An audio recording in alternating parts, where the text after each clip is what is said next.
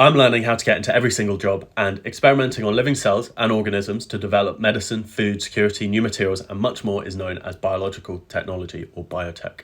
Jobs in this industry generally fall under engineering, regulation, research, or analytics, and some offices, like the one I visited, has their R&D lab right next to the rest of their employees. The day-to-day very often is paperwork and experiments, checking on live cell cultures, and reporting your findings as a lab tech. For engineering, you're using the researchers' findings to develop new stuff, and in regulation, you're keeping up with laws and potentially lobbying with governments to convince them your new tech is a good idea. One survey I found included 40 people in the field living in the UK, mostly working across research and pharmaceuticals, and their salaries ranged from 28 to 160,000, with a mean average of 60 and a median of 54, with a very gradual spread across 30 and 80,000, and then some bigger jumps towards the top, mostly in pharmaceuticals. Health Data Research UK have internship programs, so I'd start there while at uni and study pharmacy, biology, health sciences, biomed, chemistry, or anything related to those. Looking at advertised roles, graduate roles are 19 to 24,000, usually low because you're studying and researching at the same time. Mid-level roles were 30 to 40, and the highest researcher role I could find was 70. On the business side of things, it's a little hush-hush because there's more money involved, but also found one that would send you to California with a 100k salary for 7 years experience. Big Pharma infamously pays people incredibly well, so a senior director could be on 2 to 300,000 plus bonuses. As a side note, a graduate training contract for biotech, medical and chemical law gives you a 48,000 salary at Bristow's and will take you on with a science degree if the research doesn't pay enough. Overall, the salaries were pretty difficult to find, and that could be because they're either going to try to underpay you or just pay whatever you ask for if you're the right candidate.